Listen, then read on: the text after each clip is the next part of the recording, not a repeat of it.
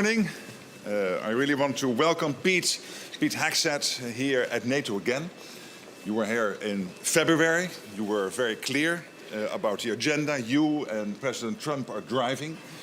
We heard the message. Today will be an important meeting because today we will agree on the capability targets we need going forward to keep 1 billion people safe in NATO territory. From this, we will decide at the NATO summit to the spending. And we already know we need to spend much more if we want to fulfill all these targets. And by the way, by doing that, we will also equalize in terms of spending between Canada and Europe and the United States. There has been a total commitment by the US to NATO, but also this expectation that European and Canadian allies will step up spending, and I'm pretty confident we will get there at the summit. I also want to thank you and the President for what you are doing with Ukraine, driving the peace, engaging with President Putin, breaking the deadlock. And I think that is extremely important. And also today we will discuss Ukraine. So, Pete, thank you for being here. Thank you for your leadership. And thank you for being such a staunch ally. Well, I appreciate it. I want to thank the Secretary General for doing a fantastic job here. Not an easy place to lead. A lot of divergent perspectives, but everybody shares an understanding and a commitment to our collective defense. So well done. We appreciate you. Thank you for coming to visit the White House, for being a friend of the United States.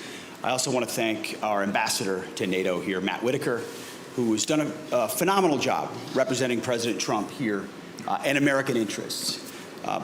But nobody has done more, I would argue.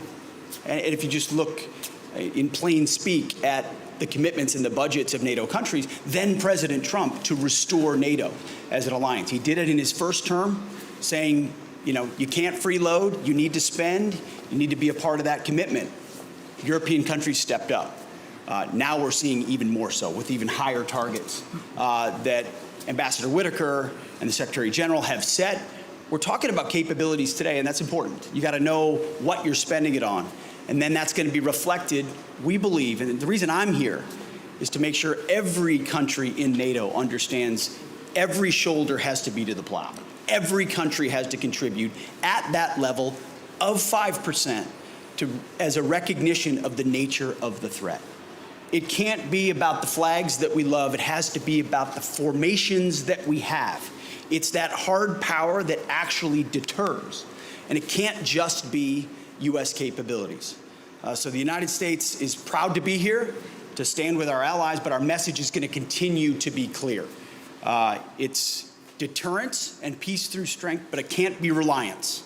It cannot and will not be reliance on America. In a world of a lot of threats, where America is poised to help take on those threats. I was just recently in the Indo-Pacific. We were very clear about those threats. We're prepared to step up.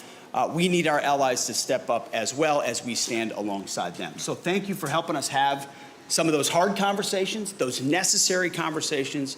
And we're going to be talking to all of our allies, as the ambassador has been, that 5% is where we need to be considering the threats we face in the world today.